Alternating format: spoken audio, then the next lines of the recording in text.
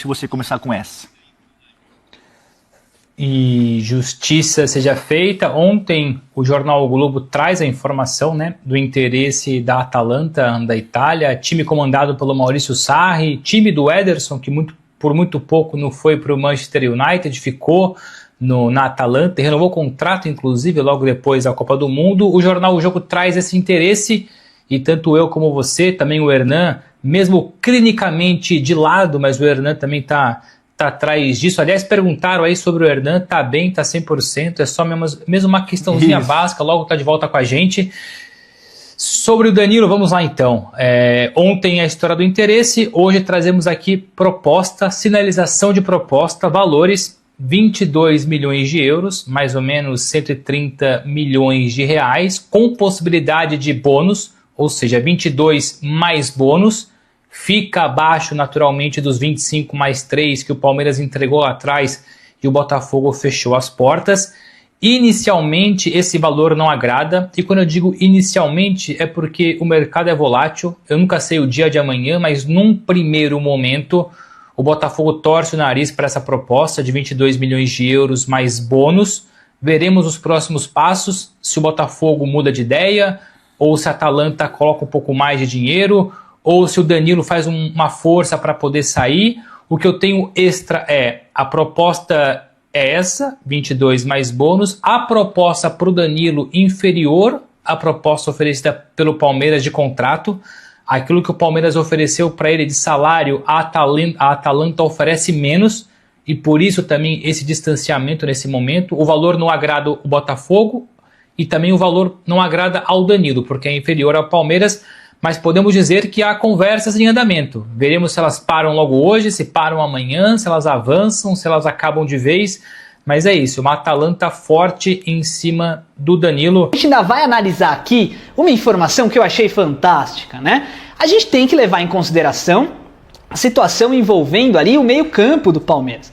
Surgiu uma oportunidade de mercado, eu trouxe isso no vídeo de ontem, e muita gente me questionou: poxa Henrique, mas faz sentido para o Palmeiras fazer um movimento agressivo por um meia, tal? O Evander com os números fantásticos que a gente trouxe hoje? E aí eu resolvi fazer aqui uma análise rápida entre o Evander e o Facundo Torres na mesma temporada, jogando a mesma liga. Enquanto o Facundo Torres foi vendido para o Austin FC, né, da MLS, e está jogando as partidas lá e tem um valor de mercado na casa de 10 milhões de euros, o Palmeiras, ó, quem dera, né? O Cincinnati está contando com o futebol do Evander, tá? Que custa 17 milhões de euros. Só a título de curiosidade, Evander é um meia centralizado que joga também, né, como um meia esquerda, jogador de muita qualidade, né, revelado pela base do Vasco, e o Facundo Torres vocês conhecem, né?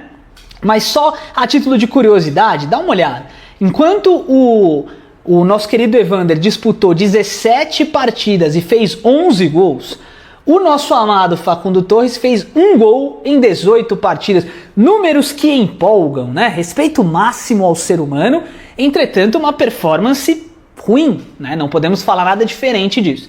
Analisando ali, só para você ter uma noção, a média de finalizações no gol de ambos os jogadores, enquanto o Evander finaliza quase 2 bolas no gol por jogo, o Facundo Torres tem uma média de 0,6, ou seja, ele passa alguns jogos sem chutar a bola no gol. Além disso, a gente tem que analisar as assistências, e aí o Facundo tem 5 assistências contra 10 do Evander.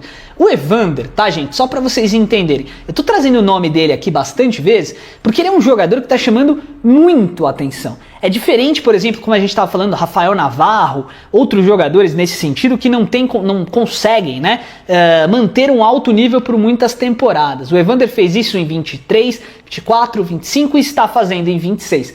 Talvez uma oportunidade para o jogador possa fazer com que o Palmeiras ganhe muito mais do que perca. E as negociações com a MLS, geralmente o Palmeiras mais perdeu do que ganhou. Família, antes da gente seguir aqui para nossa mesa tática e para o nosso mural de comentários, vamos falar de mercado da bola rapidinho. Então, se o Evander surge como uma oportunidade, o Palmeiras tem em Ezequiel Barco uma outra oportunidade. Mas a que mais me chama a atenção e aquele jogador pelo qual eu faço campanha é o Júlio Enciso. Júlio Enciso ainda não acertou a sua transferência para o Ipswich Town da Inglaterra, como muita gente vinha dizendo. E o Palmeiras pode buscar uma atravessada, um chapéu, para poder fechar a contratação do meio-campista. Vamos lá. Se eu estou falando para vocês que o Palmeiras teria que gastar aproximadamente 20 milhões de euros para fechar um Enciso, o Evander custa 17 e o Barco custa algo em torno ali de 11, 12 milhões. Então assim, a gente tem 3 jogadores com um perfil que encaixa perfeitamente no Palmeiras. Por enquanto rola uma especulação. O Júlio Enciso tem um contato muito fácil com Maurício, Ramon Sosa, Gustavo Gomes e de tabela vai ter uma adaptação muito simples no Palmeiras. O Evander é brasileiro, portanto, com relação a idioma e etc, zero adaptação. E o Ezequiel Barco é um jogador argentino de muita qualidade, extra classe. Chegaria para ajudar e ser mais um John Arias no time. 3 excepcionais jogadores. O elenco do Palmeiras é muito vivido, muito experiente e muito técnico. Pode ser que nenhum deles venha. Agora, que são oportunidades interessantíssimas para o mercado da bola, isso são. E eu espero que o Palmeiras faça um movimento agressivo e rápido, porque isso vai ser um divisor de águas para um time que quer conquistar todos os campeonatos que tem a disputar. Os 90 pontos que o Neto falou no começo do vídeo podem ser realidade. Basta que o Palmeiras se adeque a essa realidade do futebol atual, busque uma dessas 3 peças, ainda que seja esperando a venda de algum jogador, e dessa maneira mantenha um elenco sólido, competitivo e grana equilibrada para poder disputar a próxima temporada. Vamos começar abordando uma situação que para mim é inédita. Pois é, hoje eu vi o Neto falando um negócio do Palmeiras, eu não vou ouvir sozinho não, vem comigo. No jogo do Beleza, Palmeiras? 3-0. Fora os ameaços. Começou falando que o Palmeiras é favorito, ok, até aí tá tudo bem, se liga agora. Fora os ameaços. Sabe o que vai acontecer no segundo? 3-0. Sabe o que vai acontecer no Brasileiro? 90 pontos, campeão brasileiro. Sabe o que vai acontecer esse ano na Copa do Brasil? Vai ser diferente.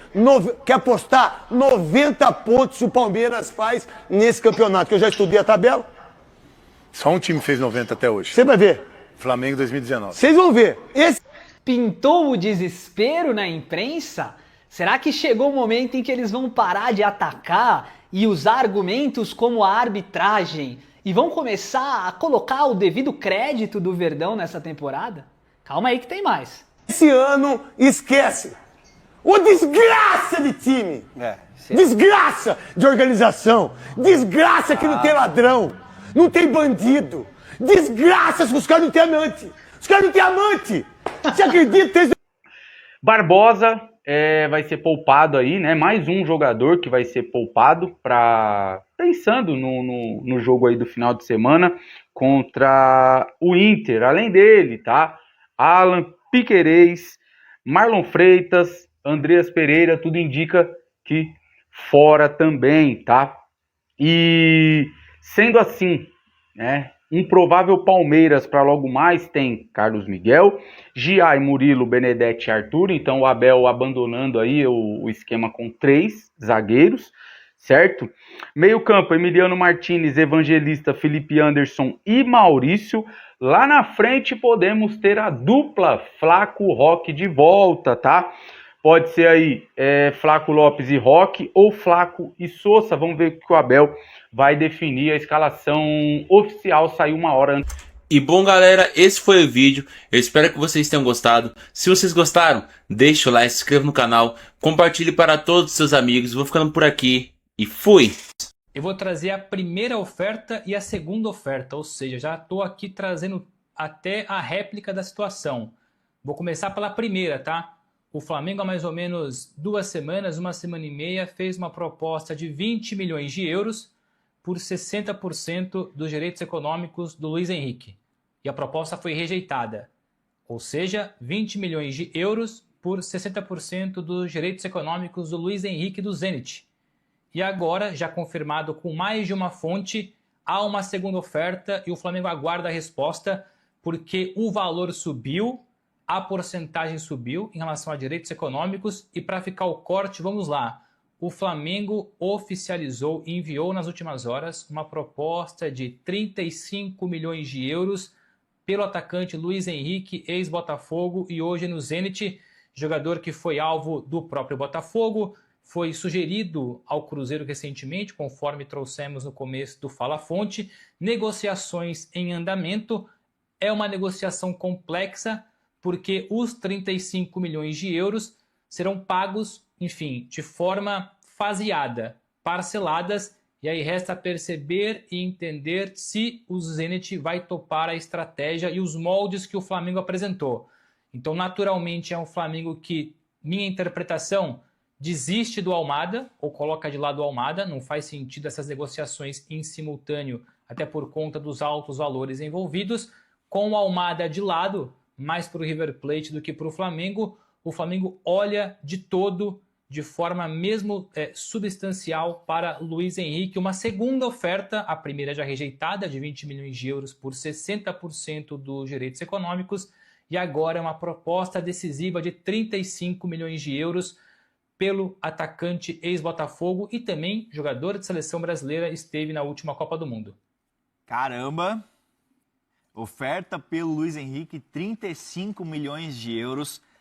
Para quem achava que o Flamengo não iria fazer uma movimentação de tal tipo no mercado, agora o Bruno Andrade... Isso dá 207 milhões de reais na cotação atual. Mais ou menos 207 milhões de reais na cotação atual. Tem torcedor do Flamengo que tá assistindo Fala Fonte aqui, que confessa, tá nos bastidores, aqui ó, tá maluco essa oferta, tá pirando. Não vou nem passar o nome não, Nilson, acho que você sabe quem é, pode ser.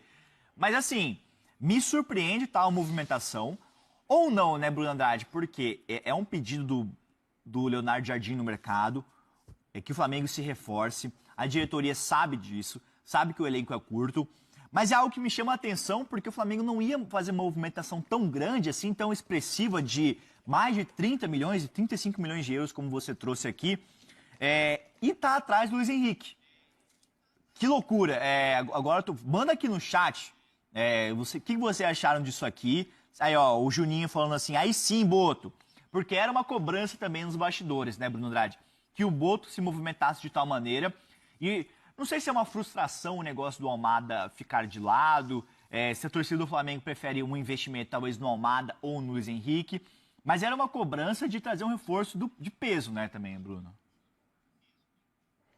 Eu acho que muita coisa leva a essa proposta significativa de 35 milhões de euros, mais de 200 milhões de reais. Lembrando, ela tem toda, enfim, uma engenharia financeira por trás. Acho pouco provável que sejam 35 milhões de euros a pronto, à vista, não vai ser. Tem todo um parcelamento, tem toda uma estratégia financeira por trás.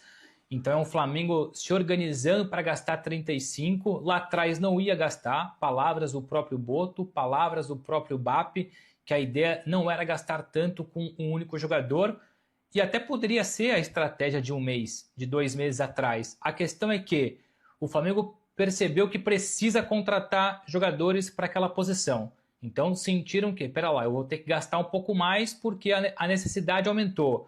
Sentiram talvez cobrança do Jardim por reforços, porque por enquanto ninguém chegou. E aí te obriga a aumentar um pouco mais a sua fasquia, a tirar um pouco mais de dinheiro do bolso.